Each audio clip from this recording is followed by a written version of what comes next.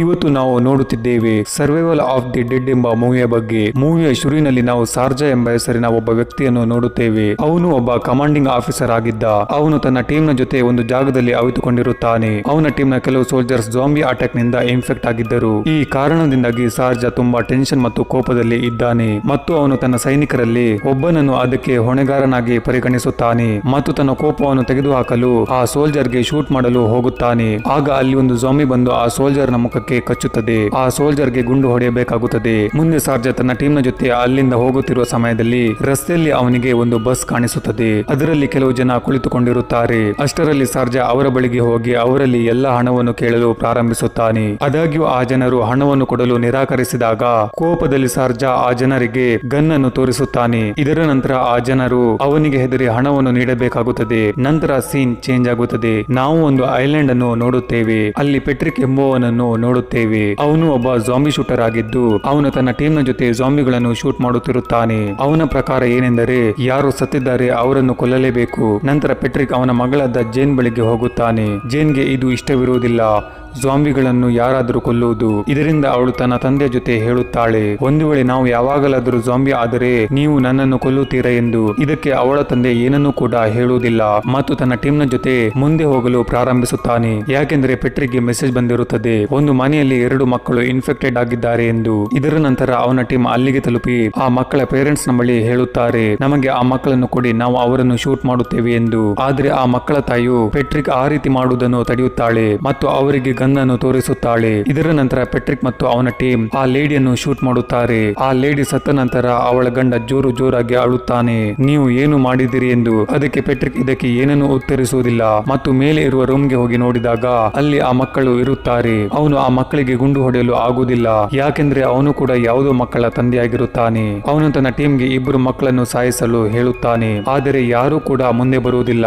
ಅಷ್ಟರಲ್ಲಿ ಅಲ್ಲಿಗೆ ಸೀಮನ್ ತನ್ನ ಟೀಮ್ ನ ಜೊತೆ ಬರುತ್ತಾನೆ. ಏಕೆಂದ್ರೆ ಸೀಮನ್ ಬಯಸುತ್ತಾನೆ ಪಲ್ಮ್ ಐಲ್ಯಾಂಡ್ ನಲ್ಲಿ ಯಾರು ಜಾಂಬಿಸ್ ಅನ್ನು ಸಾಯಿಸಬಾರದು ಎಂದು. ಇದರಿಂದ ಅವನು ಪೆಟ್ರಿಕ್ ಆ ರೀತಿ ಮಾಡುವುದನ್ನು ನಿಲ್ಲಿಸುತ್ತಾನೆ. ಆದರೆ ಪೆಟ್ರಿಕ್ ಯಾವಾಗ ಅದನ್ನು ಒಪ್ಪಿಕೊಳ್ಳುವುದಿಲ್ಲ. ಆಗ ಸೀಮನ್ ಪೆಟ್ರಿಕ್ ಮತ್ತು ಅವನ ಟೀಮ್ಗೆ ಗುಂಡು ಹೊಡೆಯುವನಾಗಿರುತ್ತಾನೆ. ಆದರೆ ಅಷ್ಟರಲ್ಲಿ ಜೇನ್ ಸೀಮನ್ಗೆ ಹೇಳುತ್ತಾಳೆ, ಇದು ನನ್ನ ತಂದೆ ಎಂದು. ಇದರಿಂದ ಅವರನ್ನು ಸಾಯಿಸಲು ಬದಲು ಈ ಐಲ್ಯಾಂಡ್ ನಿಂದ ಬೇರೆ ಎಲ್ಲಾದ್ರೂ ಕಳುಹಿಸಬಹುದು ಎಂದು. ಇದರ ನಂತರ ಪೆಟ್ರಿಕ್ ಮತ್ತು ಅವನ ಟೀಮ್ಗೆ ಪಲ್ಮಾ ಐಲ್ಯಾಂಡ್ ಅನ್ನು ಬಿಟ್ಟು ಹೋಗಬೇಕಾಗುತ್ತದೆ. ಈಗ ನಮಗೆ ಸಾರ್ಜನ ಟೀಮ್ ಅನ್ನು ತೋರಿಸಲಾಗುತ್ತದೆ. ಅವರು ರಾತ್ರಿಯ ಸಮಯದಲ್ಲಿ ಫನ್ನಿ ಜಾಂಬಿಸ್ ನ ವಿಡಿಯೋ ನೋಡುತ್ತಿರುತ್ತಾರೆ. ಆಗ ಅಲ್ಲಿಗೆ ಸಾರ್ಜಾ ಬಂದು ತನ್ನ ಟೀಮ್ ನ ಜೊತೆ ಮಾತನಾಡುತ್ತಾನೆ. ಇಷ್ಟರಲ್ಲಿ ಅವನಿಗೆ ಕಾಡಿನಿಂದ ಕೆಲವು ಜನರ ಧ್ವನಿ ಕೇಳಿಸುತ್ತದೆ. ಅದನ್ನು ಕೇಳಿ ಸಾರ್ಜಾ ತನ್ನ ಟೀಮ್ಗೆ ಅಲರ್ಟ್ ಆಗಲು ಹೇಳುತ್ತಾನೆ ಮತ್ತು ಆ ಜಾಗಕ್ಕೆ ಹೋಗುತ್ತಾನೆ. ಅಲ್ಲಿ ತಲುಪಿದ ನಂತರ ಸಾರ್ಜಾ ಅವರನ್ನು ಜಾಂಬಿ ಎಂದು ತಿಳಿದು ಗುಂಡು ಹೊಡೆಯುವನಾಗಿರುತ್ತಾನೆ. ಆಗ ಆ ಜನರು ಸರೆಂಡರ್ ಆಗುತ್ತಾ ಹೇಳುತ್ತಾರೆ, ನಾವು ಕೇವಲ ಇಲ್ಲಿ ಪಾರ್ಟಿ ಮಾಡಲು ಬಂದಿದ್ದೇವೆ ಎಂದರು. ಆಗ ಸಾರ್ಜಾಗೆ ಅವರ ಮೇಲೆ ಅನುಮಾನ ಬರುತ್ತದೆ. ಈಗ ಅವನು ಸ್ವಲ್ಪ ಮುಂದೆ ಹೋಗುತ್ತಾ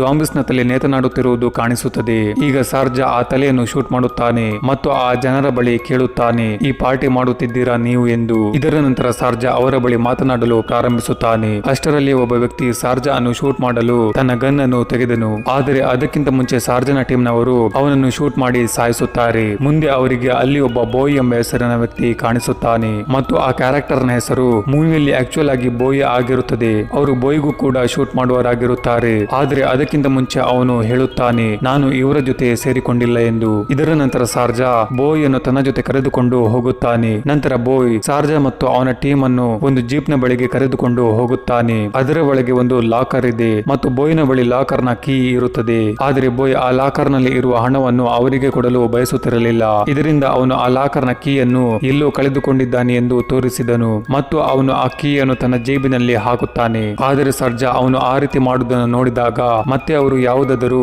ಸೇಫ್ ಜಾಗಕ್ಕೆ ಹೋಗಲು ಯೋಚಿಸುತ್ತಿರುತ್ತಾರೆ. ಆಗ ಬೋಯ್ ಅವರಿಗೆ ಪಲ್ಮ್ ಐಲ್ಯಾಂಡ್ ನ ಬಗ್ಗೆ ಹೇಳಿದನು ಮತ್ತು ಅವರಿಗೆ ಪೆಟ್ರಿಕ್ ನ ವಿಡಿಯೋವನ್ನು ತೋರಿಸುತ್ತಾರೆ. ಅದರಲ್ಲಿ ಪೆಟ್ರಿಕ್ ಹೇಳುತ್ತಿರುತ್ತಾನೆ, ಪಲ್ಮ್ ಐಲ್ಯಾಂಡ್ ನಲ್ಲಿ ಎಲ್ಲದಕ್ಕಿಂತ ಸೇಫ್ ಆದ ಜಾಗ ಇದೆ ಎಂದು ಮತ್ತು ಯಾರಿಗಾದ್ರೂ ಅಲ್ಲಿಗೆ ಹೋಗಲು ಮನಸ್ಸಾದರೆ ಅವರು ಇಲ್ಲಿ ಬಂದು ಇರಬಹುದು ಎಂದು ಹೇಳುತ್ತಾನೆ. ಇದರ ನಂತರ ಸಾರ್ಜಾ ಹೇಳುತ್ತಾನೆ, ನಾವು ಪಲ್ಮಾ ಐಲ್ಯಾಂಡ್ ಗೆ ಹೋಗೋಣ ಎಂದು. ನಂತರ ಅವರ ಟೀಮ್ ಆ ಐಲ್ಯಾಂಡ್ ಗೆ ಹೊರಡುತ್ತಾರೆ. ರಾತ್ರಿಯಲ್ಲಿ ಯಾವಾಗ ಆ ಬೋಯ್ ಮಲಗಿರುತ್ತಾನೆ ಆಗ ಸಾರ್ಜಾ ಅವನ ಜೇಬಿನಿಂದ ಆ ಕೀಯನ್ನು ತೆಗೆದು ಇಟ್ಟುಕೊಳ್ಳುತ್ತಾನೆ. ಈಗ ಸಾರ್ಜಾ ತನ್ನ ಟೀಮ್ ನ ಜೊತೆಗೆ ಡೌಕ್ ಯಾರ್ಡ್ಗೆ ಹೋಗುತ್ತಾನೆ. ಆದ್ರೆ ಪೆಟ್ರಿಕ್ ತನ್ನ ಟೀಮ್ ನ ಜೊತೆ ಮೊದಲೇ ಅಡಗಿಕೊಂಡಿರುತ್ತಾನೆ. ಆಗ ಪೆಟ್ರಿಕ್ ಸಾರ್ಜನ ಬಳಿ ಹೇಳುತ್ತಾನೆ, ನೀನು ಒಂದು ವೇಳೆ ಮುಂದೆ ಹೋಗಬೇಕಾದರೆ ನೀವು ಎಲ್ಲಾ ಹಣವನ್ನು ನಮಗೆ ಕೊಡಬೇಕಾಗುತ್ತದೆ ಎಂದನು. ಇದರ ನಂತರ ಸಾರ್ಜ ಇದನ್ನು ಕೇಳಿ ಅವನಿಗೆ ಹಣವನ್ನು ಕೊಡಲು ನಿರಾಕರಿಸುತ್ತಾನೆ. ಯಾವಾಗಲೂ ಕೊಡಲಾಗುವುದಿಲ್ಲ ಎಂದು ಹೇಳುತ್ತಾನೆ. ನಂತರ ಸಾರ್ಜಾಗೆ ಅಲ್ಲಿ ಒಂದು ಶಿಪ್ ಕಾಣಿಸುತ್ತದೆ. ಅವರು ಅದರ ಕಡೆಗೆ ಹೋಗಲು ಪ್ರಾರಂಭಿಸುತ್ತಾರೆ. ಆದ್ರೆ ಅಷ್ಟರಲ್ಲಿ ಪೆಟ್ರಿಕ್ ನ ಟೀಮ್ ನವರು ಅವರ ಮೇಲೆ ಫೈರಿಂಗ್ ಮಾಡಲು ಪ್ರಾರಂಭಿಸುತ್ತಾರೆ. ಈ ಕಾರಣದಿಂದಾಗಿ ಸಾರ್ಜಗೆ ತನ್ನ ಟೀಮ್ ನ ಜೊತೆ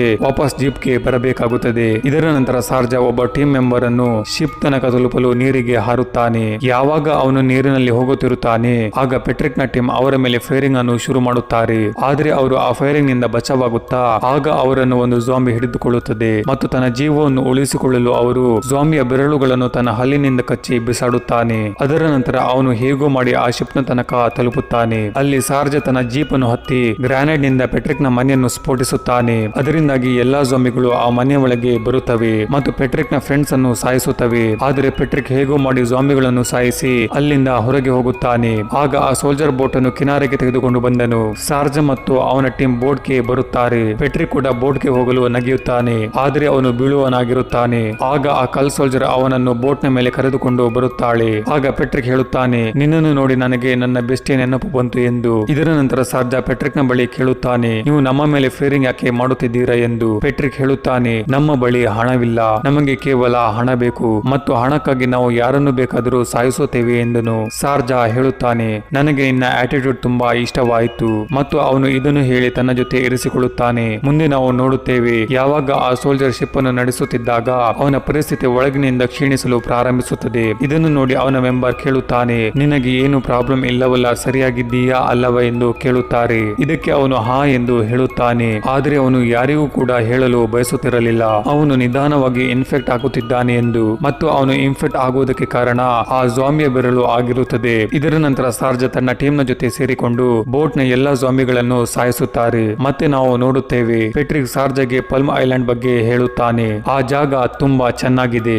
ಆದರೆ ಅಲ್ಲಿ ಸೀಮನ್ನ ಆಡಳಿತ ನಡೆಯುತ್ತಿದೆ. ಒಂದು ವೇಳೆ ನಾವು ಇಷ್ಟು ದೊಡ್ಡ ಶಿಪ್ ನಲ್ಲಿ ಅಲ್ಲಿಗೆ ಹೋದರೆ ಅವನಿಗೆ ಗೊತ್ತಾಗಬಹುದು ಮತ್ತು ಅವನು ನಮ್ಮನ್ನು ಸಾಯಿಸಲು ಬರಬಹುದು. ಇದನ್ನು ಕೇಳಿ ಸಾರ್ಜ ಮತ್ತು ಉಳಿದ ಮೆಂಬರ್ ಒಂದು ಚಿಕ್ಕ ಬೋಟ್ ನಲ್ಲಿ ಕುಳಿತು ಆ ಐಲ್ಯಾಂಡ್ ಕಡೆಗೆ ಹೋಗಲು ಪ್ರಾರಂಭಿಸುತ್ತಾರೆ. ಸ್ವಲ್ಪ ಸಮಯ ಪ್ರಯಾಣಿಸಿದ ನಂತರ ಎಲ್ಲರೂ ಕೂಡ ಫೈನಲಿ ಆ ಐಲ್ಯಾಂಡ್ ಗೆ ತಲುಪುತ್ತಾರೆ ಮತ್ತು ಐಲ್ಯಾಂಡ್ ನಲ್ಲಿ ಅವರಿಗೆ ಕಾಣಿಸುತ್ತದೆ ಝಾಂಬಿಗಳನ್ನು ಸೀಮನ್ ಬಂದಿಯಾಗಿ ಇರಿಸಿದ್ದಾನೆ ಎಂದು ಮತ್ತು ಅವುಗಳಿಂದ ಅವನು ಕೆಲಸವನ್ನು ಮಾಡಿಸುತ್ತಿದ್ದಾನೆ. ಮತ್ತೆ ಹಾಗೆ ಅವರು ಮುಂದೆ ಹೋಗುತ್ತಾರೆ. ಅಷ್ಟರಲ್ಲಿ ಸೀಮನ್ ನ ಇಬ್ಬರು ಜನರು ಅವರನ್ನು ನೋಡುತ್ತಾರೆ ಮತ್ತು ಅವರ ಮೇಲೆ ಫೈರಿಂಗ್ ಮಾಡುತ್ತಾರೆ. ಇದರ ನಂತರ ಟೀಮ್ ಕೂಡ ಅವರ ಮೇಲೆ ಕೌಂಟರ್ ಅಟ್ಯಾಕ್ ಮಾಡುತ್ತಾರೆ. ಈ ಫೈರಿಂಗ್ ನಲ್ಲಿ ಸೀಮನ್ ನ ಆ ಇಬ್ಬರು ಜನರು ಸಾಯುತ್ತಾರೆ. ಅದರ ಜೊತೆಗೆ ಸಾರ್ಜ ಮತ್ತು ಅವನ ಸಹಚರ ಕೂಡ ಗಾಯಾಳು ಆಗಿರುತ್ತಾನೆ. ಇದರ ನಂತರ ಸಾರ್ಜ ನಗುತ್ತಾ ತನ್ನ ಸಹಚರನೊಂದಿಗೆ ಹೇಳುತ್ತಾನೆ, ಹೋಗೋಣ, ಈಗ ನಮಗೂ ಕೂಡ ಗುಂಡು ತಗುಲಿದೆ. ಆದರೆ ಇದಕ್ಕೆ ಅವನ ಸಹಚರ ಏನೂ ಕೂಡ ಉತ್ತರಿಸಲಾಗುವುದಿಲ್ಲ, ಯಾಕೆಂದ್ರೆ ಅವನು ಸತ್ತು ಹೋಗಿರುತ್ತಾನೆ. ಅದರಿಂದ ಸಾರ್ಜ ತುಂಬಾ ದುಃಖಿತನಾಗುತ್ತಾನೆ ಮತ್ತು ಹೇಳುತ್ತಾನೆ, ನೀನು ನನ್ನನ್ನು ಬಿಟ್ಟು ಹೋಗಲಾಗುವುದಿಲ್ಲ ಎಂದು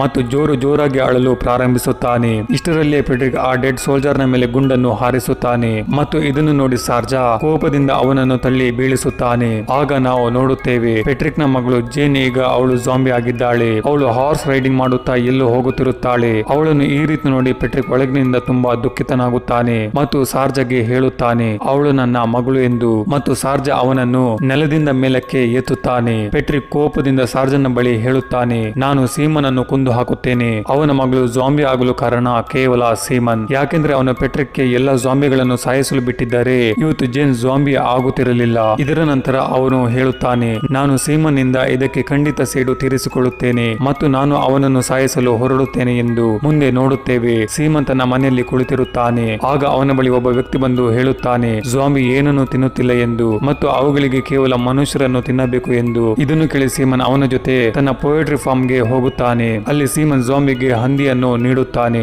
ಆದರೆ ಝಾಂಬಿ ಹಂದಿಯನ್ನು ಕೂಡ ತಿನ್ನುವುದಿಲ್ಲ. ಇದರಿಂದ ಕೋಪದಲ್ಲಿ ಸೀಮನ್ ಆ ಝಾಂಬಿಯನ್ನು ಕೊಲ್ಲುತ್ತಾನೆ ಮತ್ತು ತನ್ನ ಜನರಿಗೆ ಹೇಳುತ್ತಾನೆ, ಜೇನ್ ಅನ್ನು ಕರೆದುಕೊಂಡು ಬನ್ನಿ, ನಾವು ಅವಳ ಮೇಲೆ ಕೆಲವು ಟೆಸ್ಟ್ ಅನ್ನು ಮಾಡುವ ಎಂದು. ಇದರ ನಂತರ ನಾವು ನೋಡುತ್ತೇವೆ ಸಾರ್ಜ ತನ್ನ ಟೀಮ್ ನ ಜೊತೆ ಒಂದು ಮನೆಯಲ್ಲಿ ಇರುತ್ತಾನೆ. ಆದ್ರೆ ಅವನ ಟೀಮ್ ನ ಇನ್ಫೆಕ್ಟೆಡ್ ಸೋಲ್ಜರ್ ಇದ್ದಕ್ಕಿದ್ದಂತೆ ಕಣ್ಮರೆಯಾಗುತ್ತಾನೆ. ಇದರಿಂದ ಅವನನ್ನು ಹುಡುಕಲು ಆ ಕಲ್ ಸೋಲ್ಜರ್ ಹೋಗುತ್ತಾಳೆ. ಅಲ್ಲಿ ಅವಳು ನೋಡುತ್ತಾಳೆ ಆ ಸೋಲ್ಜರ್ ಝಾಂಬಿಯಾಗಿ ಕನ್ವರ್ಟ್ ಆಗುತ್ತಿದ್ದಾನೆ ಮತ್ತು ಅವನು ಆ ಕಲ್ ಸೋಲ್ಜರ್ ಗೆ ಎಲ್ಲಿಂದ ಹೋಗಲು ಹೇಳುತ್ತಾನೆ, ಯಾಕೆಂದ್ರೆ ಅವನು ತನ್ನನ್ನು ಸ್ವತಃ ಗನ್ ನಿಂದ ಶೂಟ್ ಮಾಡಿಕೊಂಡು ಸಾಯುವನಾಗಿರುತ್ತಾನೆ. ಆದರೆ ಕಳ್ ಹೇಳುತ್ತಾಳೆ, ನೀನು ಆತ್ಮಹತ್ಯೆ ಮಾಡಿಕೊಳ್ಳಬೇಡ, ಯಾಕೆಂದ್ರೆ ಅದರಿಂದ ನಿನಗೆ ನನಗೆ ಪಾಪ ಉಂಟಾಗುತ್ತದೆ ಮತ್ತು ಅವಳು ಹೇಳುತ್ತಾಳೆ ನಾನು ನಿನ್ನನ್ನು ಶೂಟ್ ಮಾಡುತ್ತೇನೆ ಎಂದು. ಇದರ ನಂತರ ಅವಳು ಅವನನ್ನು ಇಷ್ಟವಿಲ್ಲದಿದ್ದರೂ ಸಾಯಿಸುತ್ತಾಳೆ. ಆದಾಗ್ಯೂ ಅವನನ್ನು ಸಾಯಿಸಿದ ನಂತರ ಅವಳಿಗೆ ತುಂಬಾ ದುಃಖವಾಗುತ್ತದೆ. ಆಗ ಅಲ್ಲಿಗೆ ಸೀಮನ್ ಜನರು ಬರುತ್ತಾರೆ ಮತ್ತು ಅವಳನ್ನು ಹಿಡಿದುಕೊಂಡು ತಮ್ಮ ಜೊತೆ ಕರೆದುಕೊಂಡು ಹೋಗುತ್ತಾರೆ. ಅಲ್ಲಿ ಇನ್ನೊಂದು ಕಡೆ ನಾವು ನೋಡುತ್ತೇವೆ ಸಾರ್ಜನ ಪರಿಸ್ಥಿತಿ ತುಂಬಾ ಕ್ಷೀಣಿಸುತ್ತಾ ಹೋಗುತ್ತಿರುತ್ತದೆ. ಯಾಕೆಂದ್ರೆ ಅವನಿಗೆ ಗುಂಡು ತಾಕಿರುತ್ತದೆ ಮತ್ತು ಈ ಕಾರಣದಿಂದಾಗಿ ಅವನು ಸ್ವಲ್ಪ ಸಮಯದ ನಂತರ ಮೂರ್ಛೆ ಹೋಗುತ್ತಾನೆ. ಮತ್ತೆ ಬೋಯ್ ಅವನಿಗೆ ಪ್ರಜ್ಞೆ ಬರಿಸಲು ನೀರನ್ನು ಹುಡುಕಲು ಪ್ರಾರಂಭಿಸುತ್ತಾನೆ. ಆದರೆ ಮನೆಯಲ್ಲಿ ನೀರು ಇಲ್ಲದ ಕಾರಣ ಅವನು ಹೊರಗೆ ಹುಡುಕಲು ಹೋಗುತ್ತಾನೆ. ಇದರ ನಂತರ ಅವನಿಗೆ ನೀರು ಸಿಗುತ್ತದೆ ಮತ್ತು ಹಾಗೆ ಅವನು ನೀರನ್ನು ತೆಗೆದುಕೊಂಡು ವಾಪಸ್ ಬರುತ್ತಿದ್ದಾಗ ಅಲ್ಲಿ ಅವನಿಗೆ ಜೇನ್ ಸಿಗುತ್ತಾಳೆ. ಅವಳು ಸಂಪೂರ್ಣವಾಗಿ ಉತ್ತಮ ಸ್ಥಿತಿಯಲ್ಲಿದ್ದಾಳೆ. ಈಗ ನಾವು ಪೆಟ್ರಿಕ್ ಅನ್ನು ನೋಡುತ್ತೇವೆ. ಅವನು ತನ್ನ ಫ್ರೆಂಡ್ಸ್ ನ ಜೊತೆ ಇದ್ದನು ಮತ್ತು ಅವರು ಎಲ್ಲರೂ ಕೂಡ ಸೀಮನ್ ಅನ್ನು ಸಾಯಿಸುವ ಪ್ಲಾನ್ ಮಾಡುತ್ತಿರುತ್ತಾರೆ. ಆಗ ಅಷ್ಟರಲ್ಲಿ ಸೀಮನ ಜನರು ಕಲ್ ಸೋಲ್ಜರ್ ಅನ್ನು ಕರೆದುಕೊಂಡು ಹೋಗುತ್ತಿದ್ದರು. ಇದನ್ನು ನೋಡಿ ಪೆಟ್ರಿಕ್ ಮತ್ತು ಅವನ ಫ್ರೆಂಡ್ಸ್ ಸೈಡ್ ನಲ್ಲಿ ಅವಿತುಕೊಳ್ಳುತ್ತಾರೆ. ನಮಗೆ ಆ ಕಲ್ ಸೋಲ್ಜರ್ಸ್ ಅನ್ನು ಹೇಗಾದ್ರೂ ಮಾಡಿ ಬಚಾವ್ ಮಾಡಬೇಕು ಎಂದು ಹೇಳುತ್ತಾರೆ. ಮತ್ತೆ ಸೀನ್ ಚೇಂಜ್ ಆಗುತ್ತದೆ. ಈಗ ನಾವು ಸೀಮನ್ ಅನ್ನು ನೋಡುತ್ತೇವೆ. ಅವನು ಕಲ್ ಸೋಲ್ಜರ್ ಗೆ ಹೇಳುತ್ತಿರುತ್ತಾನೆ ನಾವು ಜಾಂಬಿಗಳನ್ನು ಸಾಯಿಸಲು ಬಯಸುವುದಿಲ್ಲ. ಯಾಕೆಂದ್ರೆ ನಮ್ಮ ಕುಟುಂಬದಲ್ಲಿ ಅಂತಹ ಪದ್ಧತಿ ಇಲ್ಲ. ಇದರಿಂದ ನಾವು ಯಾರಾದರೂ ಸತ್ತ ನಂತರ ಅವರನ್ನ ಸುಡುವುದಿಲ್ಲ ಅಥವಾ ಹೂಳುವುದಿಲ್ಲ. ಕಲ್ ನೋಡುತ್ತಾಳೆ ಸೀಮನ್ ಹೆಂಡತಿ ಕೂಡ ಜಾಂಬಿ ಆಗಿದ್ದಾಳೆ. ಆದರೆ ಸೀಮನ್ ಅವಳನ್ನು ಸಾಯಿಸುವುದಿಲ್ಲ, ಬದಲಿಗೆ ಮನೆಯಲ್ಲಿ ಕೈದಿಯಾಗಿ ಇರಿಸಿದ್ದಾನೆ. ಈಗ ಇನ್ನೊಂದು ಕಡೆ ಸೀಮನ ಜನರು ಜೇನ್ ಅನ್ನು ಹಿಡಿದುಕೊಳ್ಳುತ್ತಾರೆ. ಅವಳು ಜಾಂಬಿ ಆಗಿದ್ದಳು ಮತ್ತು ಅವಳನ್ನು ಸೀಮನ ಬಳಿಗೆ ಕರೆದುಕೊಂಡು ಬರುತ್ತಿರುತ್ತಾರೆ. ಇದರ ನಂತರ ನಾವು ಸಾರ್ಜನ್ ಅನ್ನು ನೋಡುತ್ತೇವೆ. ಅವನು ಈಗ ಸರಿಯಾಗಿರುತ್ತಾನೆ ಮತ್ತು ಸಾರ್ಜ ಕಣ್ಣು ತೆರೆದ ನಂತರ ಅವನು ಜೇನ್ ಅನ್ನು ಎದುರುಗಡೆ ನೋಡುತ್ತಾನೆ. ಅವನು ಹೇಳುತ್ತಾನೆ ನೀನು ಜಾಂಬಿ ಆಗಿದ್ದೀಯಲ್ಲ. ಇದಕ್ಕೆ ಅವಳು ಹೇಳುತ್ತಾಳೆ ನಾನು ಜೇನ್ ಅಲ್ಲ, ಅವಳ ಚಿಕ್ಕ ಸೋದರಿ ಜೆನೆಟ್ ಎಂದು. ಮತ್ತೆ ಅವಳು ಹೇಳುತ್ತಾಳೆ ನನ್ನ ತಂದೆ ಎಲ್ಲಾ ಜಾಂಬಿಗಳನ್ನು ಸಾಯಿಸಲು ಬಯಸುತ್ತಿದ್ದರು, ಇದರಿಂದ ನಾವು ಅವರನ್ನ ಇಷ್ಟಪಡುವುದಿಲ್ಲ. ಇದನ್ನು ಕೇಳಿ ಸಾರ್ಜಾ ಅವಳ ಬಳಿ ಹೇಳುತ್ತಾನೆ ನೀನು ನಿನ್ನ ತಂದೆಯನ್ನು ತಪ್ಪು ತಿಳಿದುಕೊಂಡಿದ್ದೀಯಾ, ಅವನು ತುಂಬಾ ಒಳ್ಳೆಯ ವ್ಯಕ್ತಿ. ಅಷ್ಟರಲ್ಲಿ ಪೆಟ್ರಿಕ್ ಅವನ ಫ್ರೆಂಡ್ಸ್ ನ ಜೊತೆ ಅಲ್ಲಿಗೆ ಬರುತ್ತಾನೆ ಮತ್ತು ಸಾರ್ಜನ್ ಬಳಿ ಹೇಳುತ್ತಾನೆ ನಿನ್ನ ಫ್ರೆಂಡ್ಸ್ ಅನ್ನು ಸೀಮನ ಜನರು ಅವರ ಜೊತೆ ಕರೆದುಕೊಂಡು ಹೋಗಿದ್ದಾರೆ, ಇದರಿಂದ ನಾವು ಹೋಗಿ ಅವಳನ್ನು ಬಚಾವ್ ಮಾಡಬೇಕಾಗುತ್ತದೆ. ಮತ್ತು ಪೆಟ್ರಿಕ್ ತನ್ನ ಮಗಳಿಗೆ ಹೇಳುತ್ತಾನೆ ನೀನು ಯಾವಾಗಲೂ ಕೂಡ ನನ್ನನ್ನು ತಪ್ಪಾಗಿ ತಿಳಿದುಕೊಂಡಿದ್ದೀಯ ಮಗಳೇ. ಒಂದು ವೇಳೆ ನಾನು ಆ ಎಲ್ಲ ದಿನ ಜಾಂಬಿಗಳನ್ನು ಕೊಂದಿದ್ದರೆ ಇವತ್ತು ಜೇನ್ ಜೀವಂತವಾಗಿ ಇರುತ್ತಿದ್ದಳು, ಜಾಂಬಿಯಾಗಿ ಬದಲಾಗುತ್ತಿರಲಿಲ್ಲ ಎಂದು ಪೆಟ್ರಿಕ್ ಅವಳ ಬಳಿ ಹೇಳುತ್ತಾನೆ. ನೋಡು ನಾನು ನಿನ್ನನ್ನು ಮತ್ತು ಜೇನ್ ಅನ್ನು ತುಂಬಾ ಪ್ರೀತಿಸುತ್ತಿದ್ದೇನೆ, ಆದರೆ ನೀವು ನನ್ನನ್ನು ಯಾವಾಗ್ಲೂ ಅರ್ಥ ಮಾಡಿಕೊಳ್ಳಲಿಲ್ಲ. ಮತ್ತೆ ಅವರು ಆ ಹುಡುಗಿಯನ್ನು ಬಚಾವ್ ಮಾಡಲು ಅಲ್ಲಿಂದ ಹೊರಡುತ್ತಾರೆ. ಅವರಿಗೆ ಸಹಾಯ ಮಾಡಲು ಜೆನೆಟ್ ಕೂಡ ಬರಲು ರೆಡಿ ಆಗುತ್ತಾಳೆ. ಆದರೆ ಪೆಟ್ರಿಕ್ ಅವಳನ್ನು ಅವರ ಜೊತೆ ಬರುವುದನ್ನು ನಿರಾಕರಿಸುತ್ತಾನೆ, ಯಾಕೆಂದ್ರೆ ಅವಳಿಗೆ ಅಪಾಯ ಆಗಬಹುದು ಎಂದು. ಈಗ ಆ ಜನರು ಅಲ್ಲಿಗೆ ತಲುಪುತ್ತಾರೆ. ಆಗ ಸೀಮನ್ ಇವರನ್ನು ನೋಡುತ್ತಾನೆ. ಇದರಿಂದ ಸರ್ಜಾ ಆ ಬಾಯ್ಗೆ ಕಿಸ್ ಕೊಡುತ್ತಾ ಹೇಳುತ್ತಾನೆ ನೀನು ಇಲ್ಲಿಂದ ಓಡಿ ಹೋಗು ಮತ್ತು ಹಣದಿಂದ ಒಳ್ಳೆಯ ಜೀವನವನ್ನು ನಡೆಸು ಎಂದು. ನಂತರ ಸಾರ್ಜಾ ಮತ್ತು ಪೆಟ್ರಿಕ್ ತಮ್ಮ ಟೀಮ್ ನ ಜೊತೆ ಸರೆಂಡರ್ ಆಗುತ್ತಾರೆ. ಇದರ ನಂತರ ಪೆಟ್ರಿಕ್ ನೋಡುತ್ತಾನೆ ಸೀಮನ್ ಪೆಟ್ರಿಕ್ ನ ಮಗಳಾದ ಜೇನ್ ಅನ್ನು ತನ್ನ ಪೊಯೆಟ್ರಿ ಫಾರ್ಮ್ ನಲ್ಲಿ ಇರಿಸಿದ್ದಾನೆ ಮತ್ತು ಅವನು ಅಲ್ಲಿಗೆ ಹಾರ್ಸ್ ಅನ್ನು ತರುತ್ತಾನೆ, ಯಾಕೆಂದ್ರೆ ಅವನು ನೋಡಲು ಬಯಸುತ್ತಾನೆ ಜಾಂಬಿ ಹಾರ್ಸ್ ಅನ್ನು ತಿನ್ನುತ್ತವೆಯೇ ಅಥವಾ ಇಲ್ಲವೇ ಎಂದು. ಇನ್ನೊಂದು ಕಡೆ ನಾವು ಜೆನೆಟ್ ಹಾರ್ಸ್ ನ ಕಡೆ ಹೋಗುವುದನ್ನು ನೋಡುತ್ತೇವೆ. ಆಗ ಅವಳಿಗೆ ಬೋಯ್ ಸಿಗುತ್ತಾನೆ. ಬೋಯ್ ಅವಳಿಗೆ ಎಲ್ಲವನ್ನು ಹೇಳುತ್ತಾನೆ ಸಾರ್ಜಾ ಮತ್ತು ಪೆಟ್ರಿಕ್ ಸಿಕ್ಕಿ ಹಾಕಿಕೊಂಡಿದ್ದಾರೆ ಎಂದು. ಇದಕ್ಕಾಗಿ ಅವರು ಒಂದು ಪ್ಲಾನ್ ಅನ್ನು ಮಾಡುತ್ತಾರೆ ಹಾಗೂ ಸೀಮನ ಬಳಿಗೆ ಹೋಗಿ ಹೇಳುತ್ತಾನೆ ಒಂದು ವೇಳೆ ನೀವು ಇವರನ್ನು ಬಿಟ್ಟರೆ ನಾವು ನಿಮಗೆ ತುಂಬಾ ಹಣವನ್ನು ಕೊಡುತ್ತೇವೆ, ಜೊತೆಗೆ ಗನ್ಸ್ ಅನ್ನು ಕೂಡ ಎಂದು ಹೇಳುತ್ತಾರೆ. ಆಗ ಜೆನೆಟ್ ಗೆ ಅಲ್ಲಿ ಜೇನ್ ಕಾಣಿಸುತ್ತಾಳೆ. ಅದರ ನಂತರ ಜೆನೆಟ್ ಜೇನ್ ನ ಬಳಿಗೆ ಬರಲು ಪ್ರಾರಂಭಿಸುತ್ತಾಳೆ. ಜೆನೆಟ್ ಗೆ ಅನ್ನಿಸುತ್ತದೆ ಜೇನ್ ಅವಳನ್ನು ಗುರುತಿಸಿದ್ದಾಳೆ, ಅವಳ ಸಹೋದರಿ ಎಂದು. ಆದ್ರೆ ಅಷ್ಟರಲ್ಲಿ ಜೇನ್ ಜೆನೆಟ್ ನ ಕೈಗೆ ಕಚ್ಚುತ್ತಾಳೆ ಮತ್ತು ಇದನ್ನೆಲ್ಲ ನೋಡಿ ಪೆಟ್ರಿಕ್ ಗೆ ಎಷ್ಟು ಕೋಪ ಬರುತ್ತದೆ ಎಂದರೆ ಅವನು ನೇರವಾಗಿ ಸೀಮನ್ ಗೆ ಗುಂಡು ಹೊಡೆಯಲು ಪ್ರಾರಂಭಿಸುತ್ತಾನೆ. ಎರಡು ಕಡೆ ಮಾತಿನ ಚಕಮಕಿ ನಡೆಯುತ್ತದೆ. ಎರಡು ಟೀಮ್ ಕೂಡ ಪರಸ್ಪರ ಗುಂಡು ಹಾರಿಸಲು ಪ್ರಾರಂಭಿಸುತ್ತವೆ. ಆಗ ಫೈರಿಂಗ್ ನ ಸೌಂಡ್ ನಿಂದ ಅಲ್ಲಿ ಜಾಂಬಿಗಳು ಬರುತ್ತವೆ. ನಂತರ ಅಲ್ಲಿ ಆಗುತ್ತದೆ ಒಂದು ಉಗ್ರ ಅಟ್ಯಾಕ್. ಸ್ವಲ್ಪ ಸಮಯದ ನಂತರ ಯಾವಾಗ ಫೈರಿಂಗ್ ನಿಲ್ಲುತ್ತದೆ ಆಗ ಪೆಟ್ರಿಕ್ ಸೀಮನ್ ಬಳಿ ಹೇಳುತ್ತಾನೆ ನಾನು ನಿನ್ನನ್ನು ಕೊಲ್ಲುವುದಿಲ್ಲ, ಆದ್ರೆ ಕೇವಲ ನನ್ನ ಮಗಳ ಜೊತೆ ಸ್ವಲ್ಪ ಸಮಯ ಸ್ಪೆಂಡ್ ಮಾಡಬೇಕು, ಯಾಕೆಂದ್ರೆ ಜೆನೆಟ್ ಕೂಡ ಈಗ ಜಾಂಬಿ ಆಗಿದ್ದಾಳೆ. ಇದರಿಂದಾಗಿ ಪೆಟ್ರಿಕ್ ಜೆನೆಟ್ ನ ಬಳಿ ಹೋಗುವುದರಲ್ಲಿರುತ್ತಾನೆ. ಆಗ ಸೀಮನ್ ಅದೇ ಸಮಯದಲ್ಲಿ ಅವನ ಮೇಲೆ ಗುಂಡು ಹಾರಿಸಿದನು ಮತ್ತು ಪೆಟ್ರಿಕ್ ನೆಲದ ಮೇಲೆ ಬೀಳುತ್ತಾನೆ. ಆದ್ರೆ ಈ ಪರಿಸ್ಥಿತಿಯ ಹೊರತಾಗಿಯೂ ಕೂಡ ಪೆಟ್ರಿಕ್ ಸೀಮನ್ ಗೆ ಒಂದು ಗುಂಡನ್ನು ಹೊಡೆಯುವುದಿಲ್ಲ.